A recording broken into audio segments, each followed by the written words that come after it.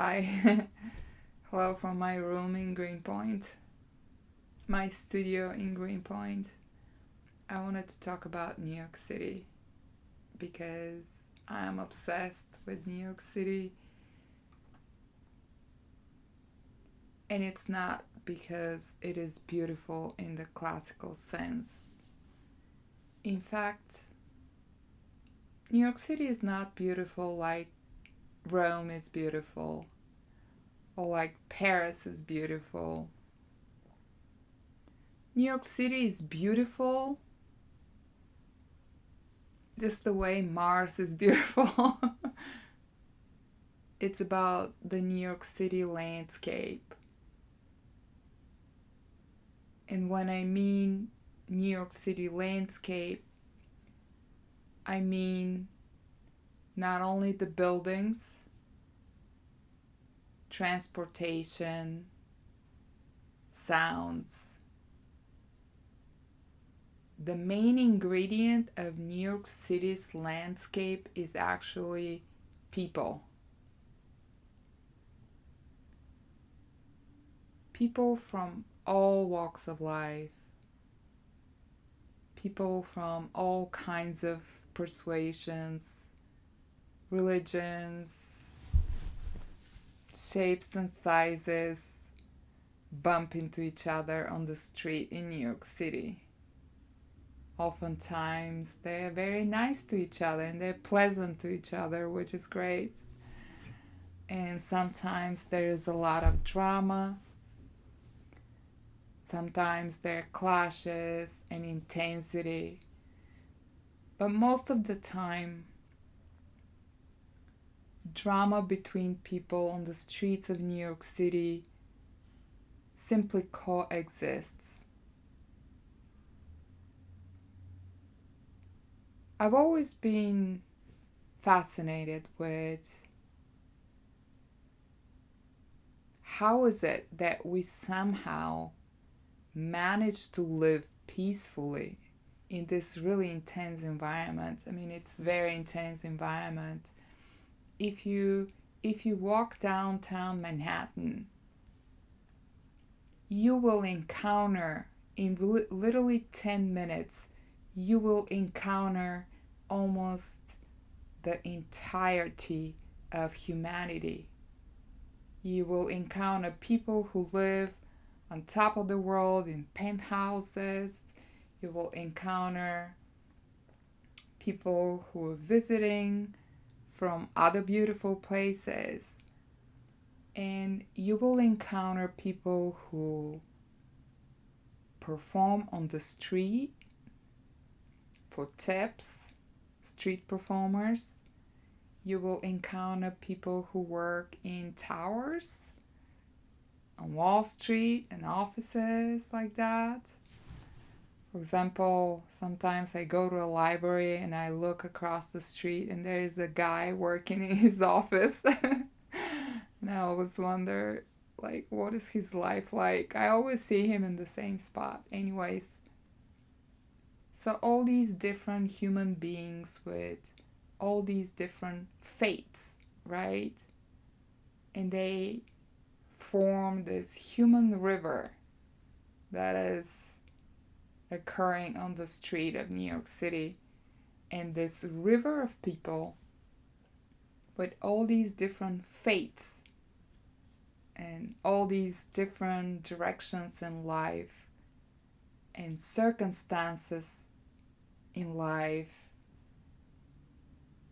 all these people basically saturate New York City and give it the texture of what it is.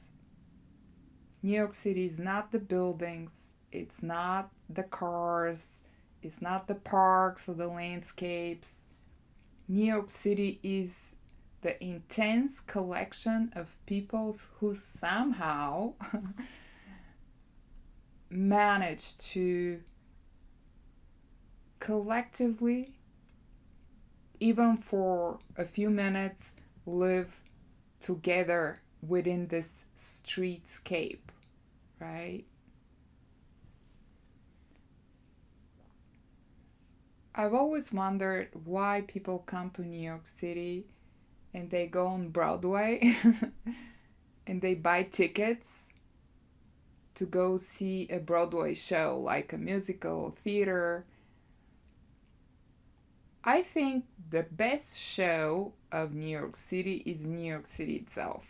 You don't have to buy any tickets. All you have to do is go out on the street and start looking at people, start paying attention to what people do. And people do fascinating things, and not just because they want to, right? You can encounter exceptional, talented people on the street. They could be street performers, but could be just beautiful people, right? You don't dismiss that. There's some people who are good looking and they dress really extravagantly.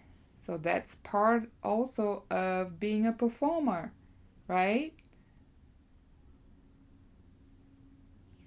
So for me, it has always been a big kind of question mark in my mind.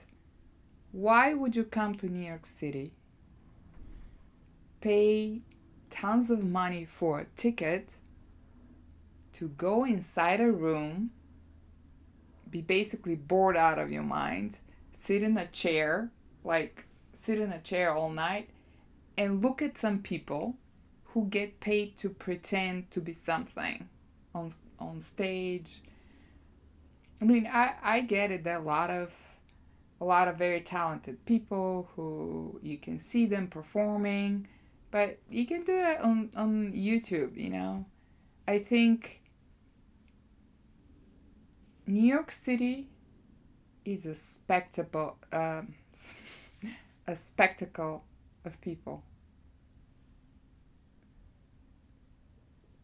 Anytime you leave your house in New York City, when you leave your room, you never know what is going to happen.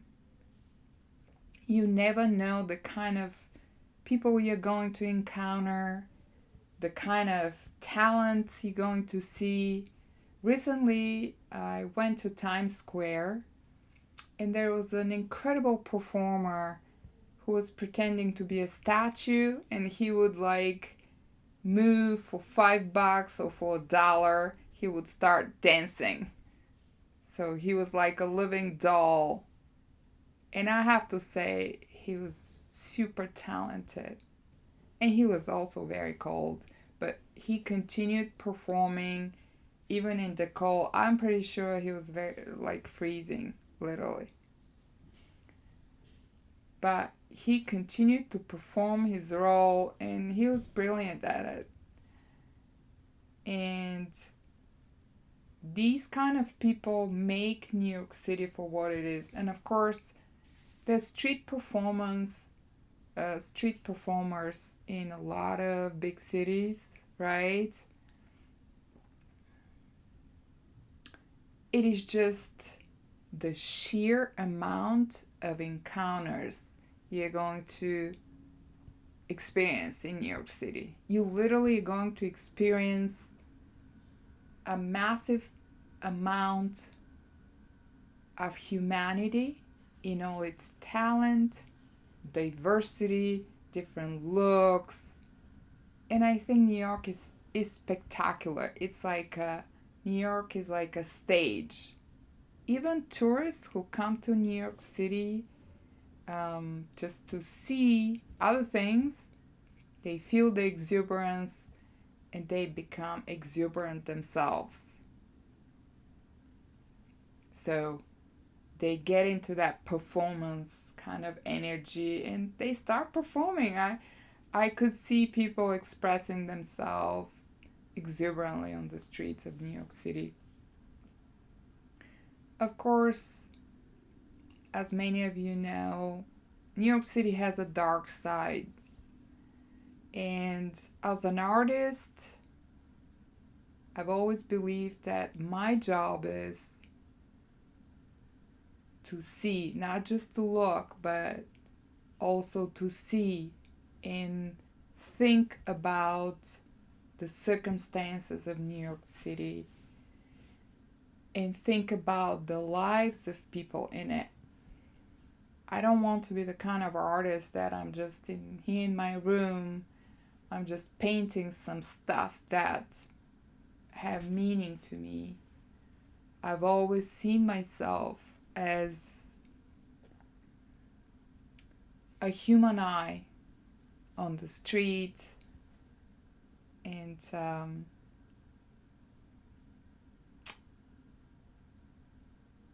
a human eye with compassion.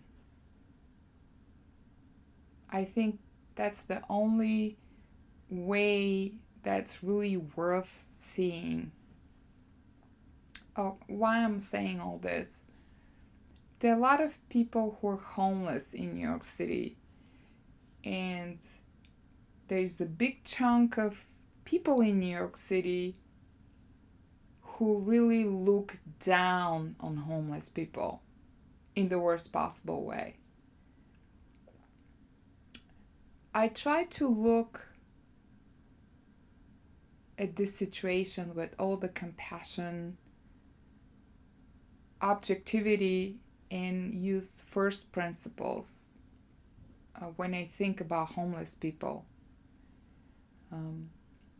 The first thing that comes to my mind is being homeless is actually the baseline human condition.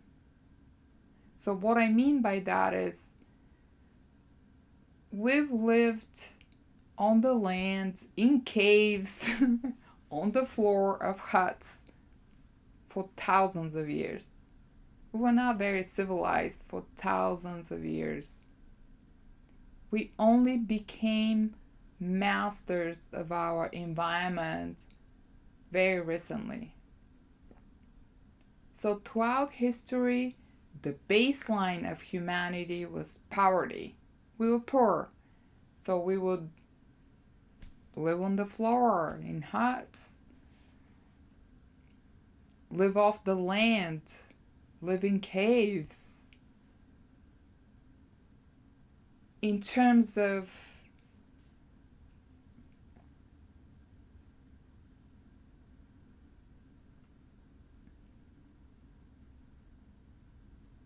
taking into account the massive amount of time that Earth has been habitable, right?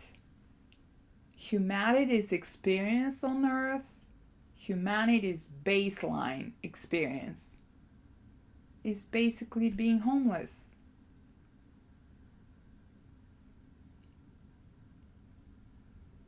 And I believe that the only way we are going to become a truly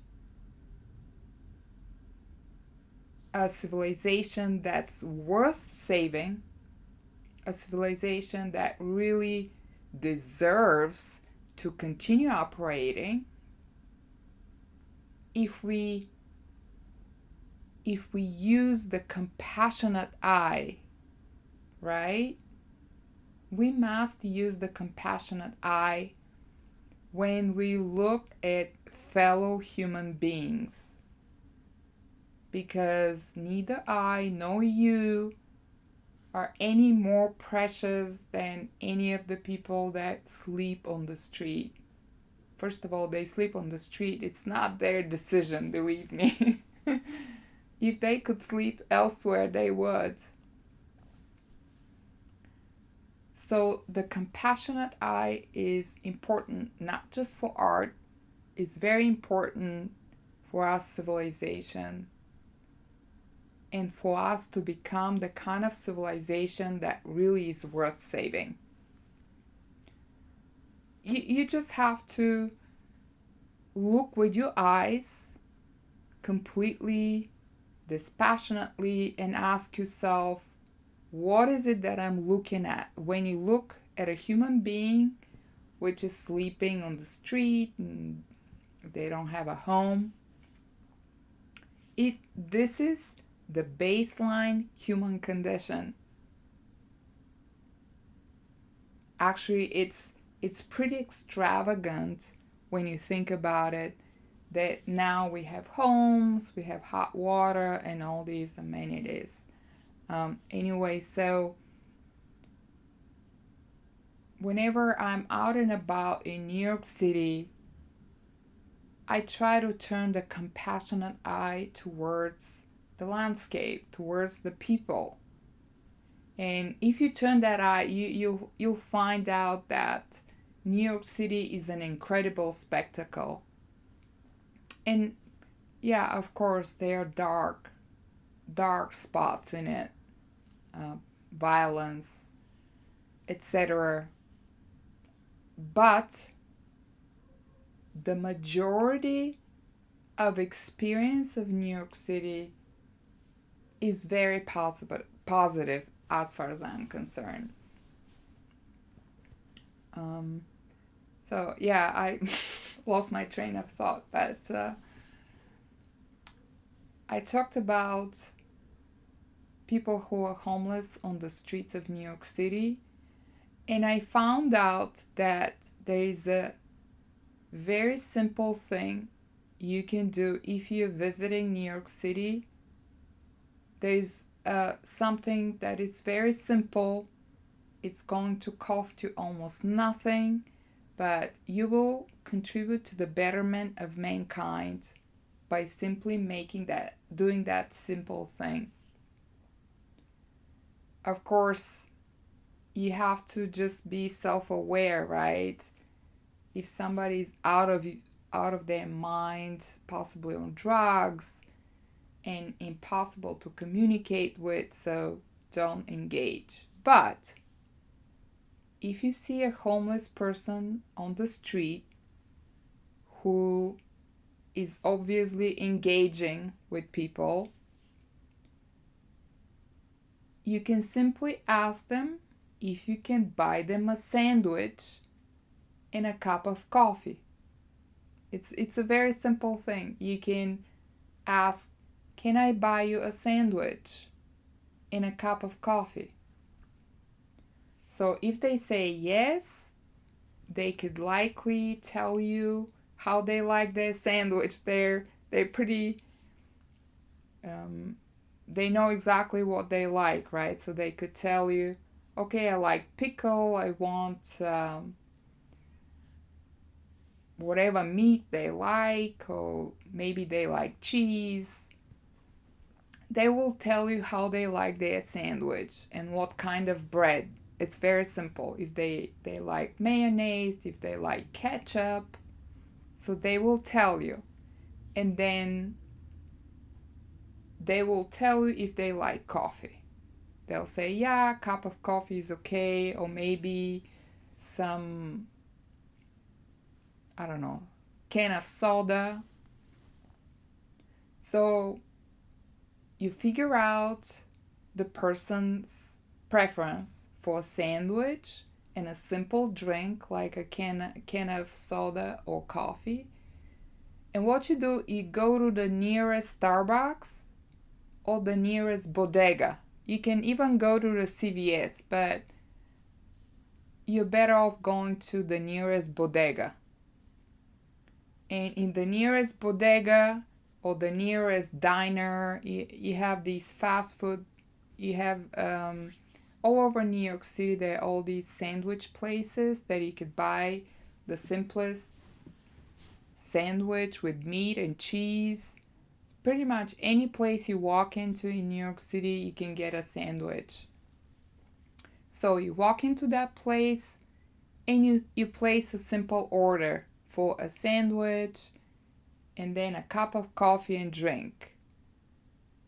So the people at the shop will put everything, the sandwich with napkins, they'll put in a bag, they give you the drink, and because everything is kind of wrapped and it's pretty clear that it was just made, so it's much easier. Don't try to offer people homemade stuff. I don't think it's appropriate. So you take the bag with the sandwich and the drink and you just give it to the homeless person. That's all you have to do. You don't have to engage any further if you don't want to. All you have to do is take all your humanity you have in you. You know, it's a very simple thing. Just imagine you're asking your child or cousin. Of course, as I said, you don't have to do it if you feel uncomfortable in any way. It's all just a matter of common sense. So just imagine you're just meeting someone you know or somebody you don't know, and you ask if you can buy them a sandwich and a drink, and you do it. You go buy it and just give it to them, and then you're on your way. It takes about 10 minutes, not more. And, you know, don't try to be condescending or anything. It's not helping. But I believe that if we treat each other with respect and dignity, then our civilization ultimately will be worth saving. So I made basically this video because I thought that the holidays are coming, and maybe it's time to really rethink how we see the world around us, right? How we see things. The way we see things around us will inform how we shop for presents and how we engage in our environment. And I believe that now there's always all this conversation about things, about presents, about buying stuff, and how there's scarcity of stuff. I'm like, there's no scarcity of stuff. There's all this stuff that we have. Maybe we should just stop for a second, and maybe we should just stop consuming for just a second and think about our environment and everyone in it. Maybe we can just stop and take out the compassionate eye. You know, just imagine you're a human being, and all you have is just that one eye, which is full of compassion and sees the world.